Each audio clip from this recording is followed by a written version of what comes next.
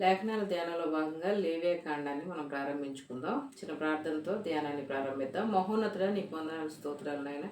ఈ లేవే కాండ గ్రంథాన్ని ప్రభు ఏ ఉద్దేశంతో మా కొరకు రాశారో దాన్ని మేము గ్రహించడానికి పరిశుద్ధాత్మదేవ అయా సత్యాన్ని మాకు బోధించి మా హృదయాలు మనసులు సర్వసత్యమైన మిమ్మల్ని ఎరగడానికి దేవా మీ వైపు తెరవబడినట్లుగా గ్రహించడానికి కృపను గ్రహించమని ఏ స్నామంలో పెట్టుకుంటున్నాను తండ్రి. ఆమె లేవే కారణం ఇది మోషేని దేవుడు ప్రత్యక్ష గుడారాలను పిలిచి ఇశ్రాయేలీలకు ఈ విధంగా చెప్పాలని మోషేతో దేవుడు మాట్లాడారు. క్రీస్తుపూర్వం 1400 ఆ టైంలో సంవత్సరాల్లో అరణ్యంలో ఇశ్రాయేల్ ప్రయాణంలో దేవుడు వాళ్ళు వెళ్ళబోయే దేశం ఎలా ఉంటుందో అక్కడ ఎలా బ్రతకాలో వాళ్ళకు ధర్మశాస్త్రాన్ని ఇచ్చాడు. ప్రత్యేకించబడిన ప్రజలు దేవుడు పరిశుద్ధుడు, తను ఏర్పాటు చేసుకున్న ప్రజలు కూడా పరిశుద్ధపరచబడే విధానాలు ఈ లేవ్యకాండ గ్రంథంలో బలులని మనం చూస్తాం. 1వ అధ్యాయంలో దహన బలి గురించి దేవుడు ప్రజలకి చెప్పమని చెప్పారనమాట. ఎలా అంటే యెహోవా మోషేను పిలిచి ప్రత్యక్ష గుడారంలో నుంచి అతనికి ఎలాగన సెలవిచ్చును.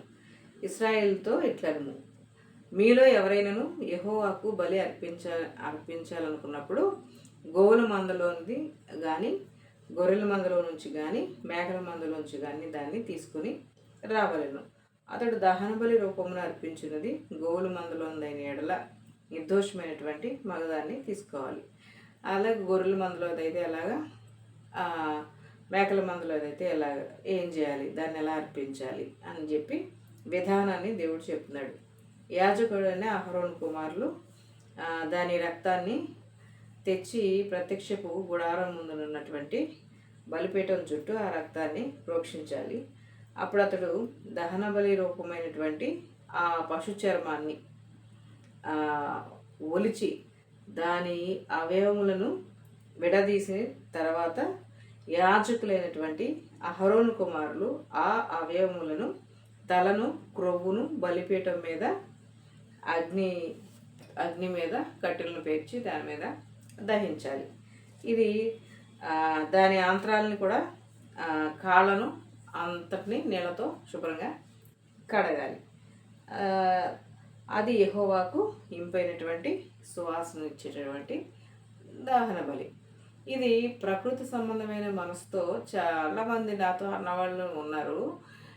ఏంటి ఇంపైన సువాసన ఏంటి, ఈ బలి ఏంటి అని చాలాసార్లు బైబిల్ ముగించిన వాళ్ళు అడగడం చూస్తాం. ప్రకృతి సంబంధమైన మనసుతో, శరీర సంబంధమైన మనసుతో కానీ దీన్ని ఆలోచిస్తే ఈ విషయం మనకు అర్థం కాదు. దీని ఉద్దేశం ఏంటంటే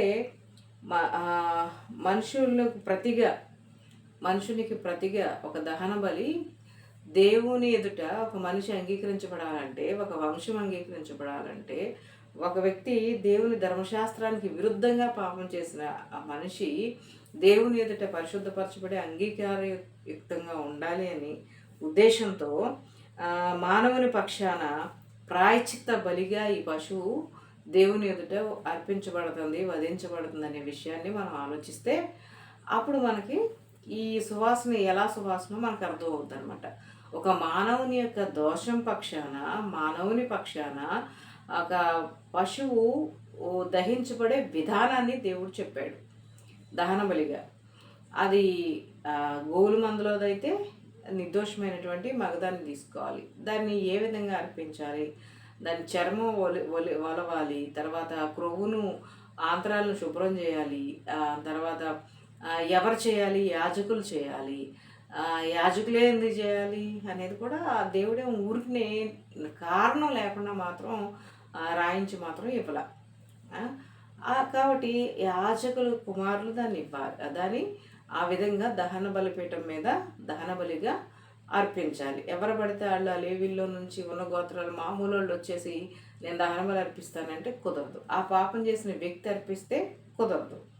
అది కూడా గమనించాలి. కాబట్టి ఎవరైతే దేవుని ఎదుట ధర్మశాస్త్రానికి విరుద్ధంగా ఉన్నారో ప్రత్యక్షపు గుడారం ఎదుట ఆ పశువు మీద తను చేయిబెట్టి తన దోషమో తన కుటుంబం దోషమో బలి అర్పించటం అనేది కూడా ప్రశ్నే. బలి అర్పించటం ఎవరైనా ఎందుకు బలి అర్పించాలి? సహజంగా మన సమాజంలో చూసుకుంటే మనం కూడా ఏషియన్ కంట్రీలోనే ఉన్నాం కాబట్టి సహజంగా మన పద్ధతుల్లో చాలామంది మేకలను కోళ్ళను బలిగా అర్పిస్తారు. దేనికి అర్పిస్తారనంటే కొంతమంది పంటలు వేసేటప్పుడు, పంటలు అయిపోయినప్పుడు, కొంతమంది ఇంటికి ఏదో కీడులు అవుతున్నాయి, మేలులు జరగట్లేదని, కొంతమంది అశుభాలు జరుగుతున్నాయి, శుభాలు జరగట్లేదని, కొంతమంది మనం ఈ బలి అర్పించి దేవుణ్ణి సంతోషపెట్టాలని, కొంతమంది మేము చేసిన దోషాలు వల్ల నీకు ఆ దోషం ఉంది కాబట్టి నువ్వు ఇలా చేయాలి అని చెప్పిన దాన్ని బట్టి ఈ విధంగా దోషానికి ప్రాయశ్చిత్తమో భయం వలనో లేకపోతే దేవుని సంతోషపెట్టాలనో లేకపోతే మేలు జరగాలనో ఏదేమైనా మనుషులు తమ పాపాల నిమిత్తమైనా లేకపోతే తమకి మేలు జరగాలన్నా లేకపోతే తన మీద ఏదో దోషం ఉంది కాబట్టి అది పోవాలన్న ఉద్దేశాలతో సహజంగా బలి అనేది కుటుంబ పక్షాన కానీ వ్యక్తుల పక్షాన కానీ వాళ్ళు సమాజాల పక్షాన కానీ అర్పిస్తారు. ఇక్కడ కూడా వీళ్ళు ఎందుకు బలి అర్పించారు, వాళ్ళు ఐగుప్తు నుంచి వచ్చారు. ఆ విషయాన్ని కూడా మనం గుర్తుపెట్టుకోవాలి. వాళ్ళకి ఆ విషయాలు తెలుసు. అయితే వీళ్ళు ఈ దేవుని యొక్క పరిశుద్ధత, ఈ దేవుణ్ణి దర్శించాలంటే ప్రత్యక్ష గుడారంలోకి వెళ్ళిపోవడం కుదరదు. కాబట్టి దేవుని ఒక ధర్మశాస్త్రాన్ని ఇచ్చాడు, దానికి విధేయత చూపాలి.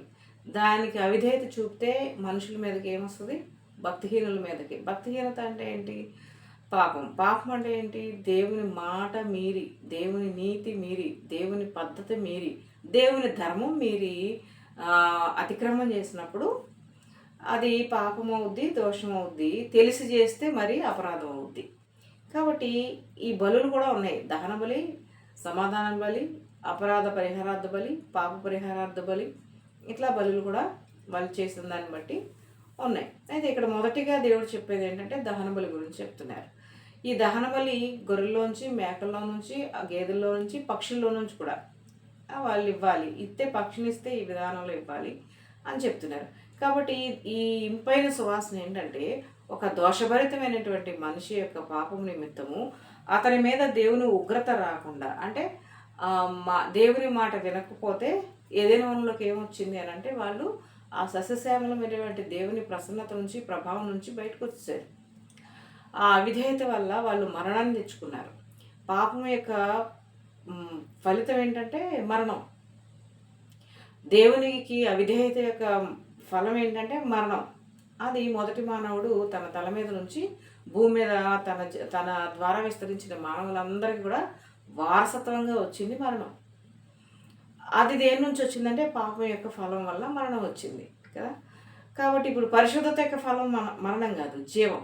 ఒకవేళ అతను దేవుడి మాట వినుంటే, విధేయత చూపుకుంటే, దేవునికి భయపడి ఉంటే, దేవునికి ఆ దేవుడు ఇలా చెప్పాడు కదా అని ఆజ్ఞకి కానీ భయపడి ఉంటే దేవుడు సంతోషించేవాడు. అసలు అక్కడ నుంచి బయటకు వచ్చే పని ఉండదు, ఈ మరణంగా ఉండదు, ఏముండదు, భూమి వేరే విధంగా ఉండేది.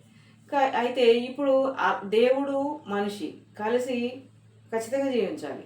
ఎందుకంటే దేవుడితో కానీ మనిషి సమాధాన పడకపోతే ఆ తర్వాత అతనికి భూమి మీద ఎంత సంపద ఉన్నా, ఎంత ఆహారం ఉన్నా, ఇంకా మరేమున్నా అతనికి సమాధానం అనేది, తృప్తి అనేది, దేవుని సన్నిధిలో సమాధానం ఉంటుంది, ఆనందం ఉంటుంది.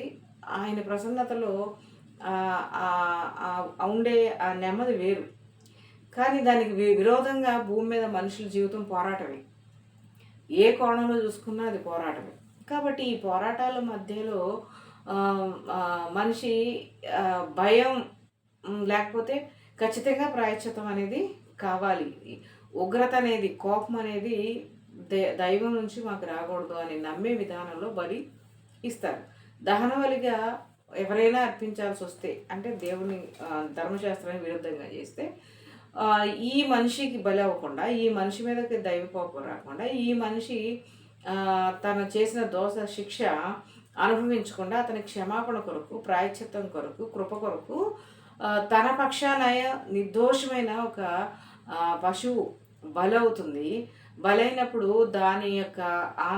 దానిని విడదీసి దాని కొవ్వును, తర్వాత దాన్ని కడగడం, దాన్ని చర్మం వలవడం, అంటే రక్త మాంసాలతో ఆ మనిషి చేసిన పాపం పక్షాన ఒక పశువు యొక్క రక్త మాంసాలు అగ్నికి దహించబడినప్పుడు ఒక నిర్దోషమైనటువంటి పశువు ఒక దోషభరితమైన మనిషి పక్షాన అది దహించబడి అతనికి క్షమాపణ ఇచ్చి అతడు దేవుని ఆలయంలోకి రావడానికి, దేవునితో సమాధాన పడడానికి ఒక మధ్యవర్తిగా అది నిర్దోషమైనదిగా బలవుతుంది. అక్కడ త్యాగం ఉంది. అక్కడ అది దాని విధేయత ఉంది. అక్కడ అది పరిశుద్ధపరచబడాలి. రక్త మాంసాలతో చేసినటువంటి మనుషుల యొక్క దోషానికి ప్రతిగా అది బలవుతుంది కాబట్టి ఆ నిర్దోషమైనటువంటి పశువు యొక్క దహనం నుంచి దోషానికి ప్రాయశ్చిత్తం కలిగింది కాబట్టి అది దేవునికి నిర్దోషమైంది కాబట్టి ఇంపైన సువాసన. దోషం కలిగిందైతే ఇంపైన సువాసన ఉండదన్నమాట. అలా అని దోషం చేశాడు కాబట్టి ఆ దోషంతోనే ఆ మనిషి చనిపోవడం కూడా దేవునికి ఇంపైన సువాసన కాదు. ఇది అర్థం చేసుకోవాలి. నిర్దోషమైనటువంటి దాని యొక్క రక్తమాంసాలు, ఈ రక్తమాంసాలతో మనుషులు క్రొవ్వు అనే భాషకు వస్తే రక్తమాంసాలతో ఏముంటాయండి మనుషుల శరీరంలో? వాళ్ళ స్వభావాల్లో క్రోధం, కామం, జారత్వాలు, వ్యభిచారాలు జరిగేది లెక్కలేనితనం వల్లే కదా, రక్తమాంసాల ద్వారానే కదా, రక్తమాంసాల్లో ఉన్న ఇచ్చల వల్లే కదా. కాబట్టి ఆ మనిషి దహించబడకుండా ఆ పశువు దహించబడింది కాబట్టి మనిషిని దేవుడు ఎప్పుడు కూడా పవిత్రపరచాలనుకుంటున్నాడు. ఆయన పరిశుద్ధుడు. ఆయన ఎదుట ఈ మనిషి అదే దోషంతో ఉండలేడు కాబట్టి ప్రాయశ్చిత్తంగా పశువు వధించబడింది కాబట్టి దాని రక్తమాంసాలు దహించబడ్డాయి కాబట్టి వారు చేసిన రక్తమాంసాలతో చేసిన దోషం కొరకు దాని రక్తమాంసాలు వధించబడి అది నిర్దోషమైంది ఒకళ్ళ కొరకు ప్రాయశ్చిత్తం చేసింది. కాబట్టి ఆ మనిషి పట్ల దేవుని కృప, ఆ ఉగ్రత అతని మీదకి, ఆ కుటుంబాల మీదకి, ఆ వంశాల మీదకి రాకుండా ఇది అర్పించబడింది. అర్పించడం కూడా మనకిష్టం వచ్చినట్టు కాదు, దేవుడు చెప్పినట్టు. దేవుడికి ఎలా అయితే మనిషి అంగీకరించబడతాడో అదే విధానంలో యాజకులైన ప్రత్యేకించబడినటువంటి ప్రత్యేకమైన వస్త్రాలు, ప్రత్యేకమైన ఆజ్ఞలు, ప్రత్యేకమైన అర్పించే విధానం ఉన్నటువంటి ప్రతిష్ఠించబడిన వాళ్ళు మాత్రమే, దేవుడి చేత ప్రతిష్ఠించబడిన వాళ్ళు మాత్రమే ఆ కుటుంబం పక్షాన, ఆ వంశం పక్షాన ఇక్కడ దహన బలి నడిపిస్తున్నారు. తల మొదలుకొని అరికాల వరకు చేసిన పాపాలు ఎలా చేస్తారండి? తల మొదలుకొని అరికాల వరకు అంటే కట్టితో చేస్తారు. చూపు పాడైతే అది మనసు పాడవుద్ది, మనసు పాడైతే హృదయం పాడవుద్ది, తద్వారా శరీరం అంతా కూడా పనికి రాకుండా నరకాగ్నికి గురవుద్ది. కాబట్టి ఇంత నష్టం అనేది ఉన్నది కాబట్టి దానిని ఒక పశువు మీద తీసుకెళ్ళి అతనికి ప్రాయశ్చిత్తంగా అది అర్పించబడింది కాబట్టి నీ రక్త మాంసాలతో నువ్వు చేసినట్లకి ఉపశమనం అనేది నువ్వు అనుభవిస్తావు. కాబట్టి అది ఇంపైనటువంటి సువాసన అనమాట. కాబట్టి ప్రకృతి సంబంధమైన మనసుతో మనం దీన్ని ఆలోచన చేయకూడదు. దేవుడు ప్రేమ, ఆయన త్యాగం తర్వాత క్రీస్తు శకానికి వచ్చే ప్రభువారు శరీరధారి అయి వచ్చిన తర్వాత దహన బలిగా తల మొదలుకొని అరికాల వరకు ఆయన దహించబడ్డారు. ఆయనలో ఇంకా చూడడానికి ఏమీ లేదు మనిషి అనేది విధానానికి. కాబట్టి అప్పుడు రాబోయే ఆ ప్రభువారు సమస్తానికి ఆ గడిచిన యుగాల్లో, గడవబోయే యుగాల్లో ఉన్న మనుషుల కోసం ప్రాయశ్చిత్తం అవుతారు. అది వాస్తవం ఇప్పుడు మనం అనుభవిస్తున్నాం. కానీ అప్పుడు మాత్రం వాళ్ళు కణాల్లోకి వెళ్తే ఆజ్ఞలు ఉన్నాయి. దేవుడు నివసించే దేశంలో, దేవుడు ఏర్పాటు చేసుకున్న దేశంలో, దేవుడు నివసించే స్థలంలో ఉన్నవాళ్ళు ఈ విధంగా ఉండాలి. ఒకవేళ ఉండకపోతే ప్రాయశ్చిత్తం అనేది ఈ విధంగా ఉండాలి అని చెప్పి ఒక పశువు దహనంగా అన్ని అవయవాలు కూడా చేల్చబడి వలవబడి మనుషుల యొక్క చర్మంతో చేసిన ఇచ్చలు ఉంటాయి చూసారు, వాటితో చేసిన ప్రతి పాపము అంటే ఆజ్ఞలు 10 ఆజ్ఞలు ఉన్నాయి కదండి, ఇవన్నీ వాటన్నిటికి విరుద్ధంగా దైవ నియమానికి, దైవ విధానానికి విరుద్ధంగా మానవుడు అంగీకరించబడలేడు కాబట్టి ఆ పశువు అక్కడ దహన బలిగా అర్పించబడి ఇతని పక్షాన, ఇతనికి దేవుడికి మధ్యలో మధ్యవర్తిగా అది దహించబడింది. కాబట్టి దాని నిర్దోషత్వాన్ని బట్టి దేవునికి అది అంగీకారమైనటువంటి బలి అయ్యింది. మిగిలింది రేపు ఎపిసోడ్లో మనం చూద్దాం. దేవుడికి నా పరిశుద్ధ వాక్యం దించింది కాక ఆమేన్.